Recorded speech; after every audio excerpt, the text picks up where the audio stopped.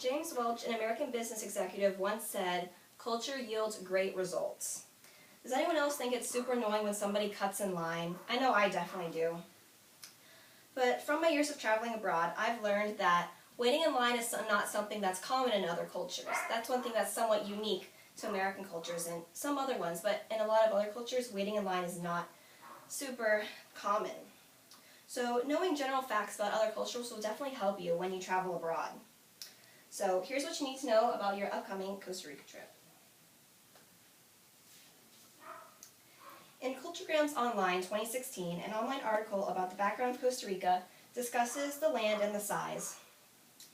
The land of Costa Rica is extremely diverse, having rainforests, volcanoes, rivers, beaches, some mountains.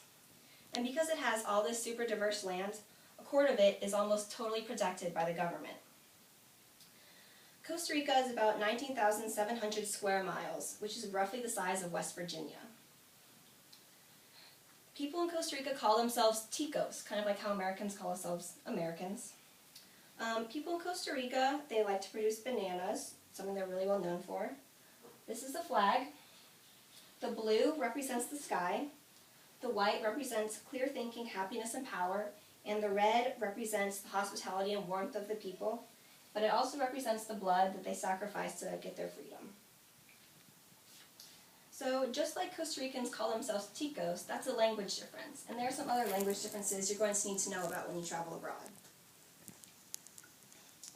In an online edition of Culturegrams in 2016, greetings and gestures were discussed. It states that when you are talking to somebody in Spanish in Costa Rica, you always use the formal you, not the informal tu. So that's usted instead of the tu. When you pass somebody on the street that's an adult, you should always say good morning, good afternoon, or good evening. You should never say hello, because that's considered rude.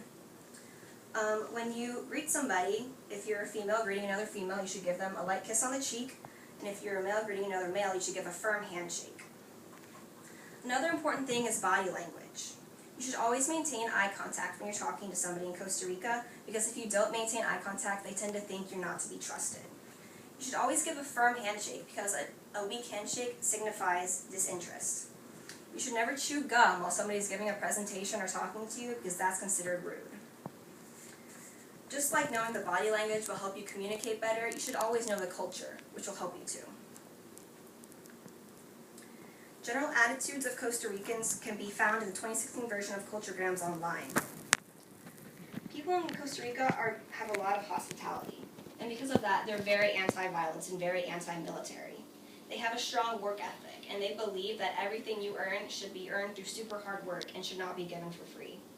Whenever you go out, you should be extremely well groomed. Never go out to the grocery store in your pajamas, as they think that means that you're not a good person. Whenever you go to visit somebody's house, you should always tell them ahead of time, and you should never just show up unannounced. If you show up unannounced, they probably won't let you into your house. If they do let you in and they offer you food, you should always accept it. If you don't accept the food, that's considered rude as well.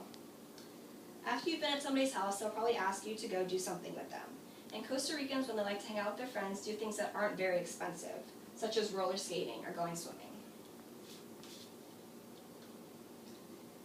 So, in conclusion, being informed about background, culture, and language will definitely help your communication when you travel abroad. So, communicate with Ticos, or people of Costa Rica, with a handshake or a kiss, and be mindful of their hospitality. I know it's very overwhelming, but just treat everyone with respect, and you should have good travels. These are my works cited. Thank you.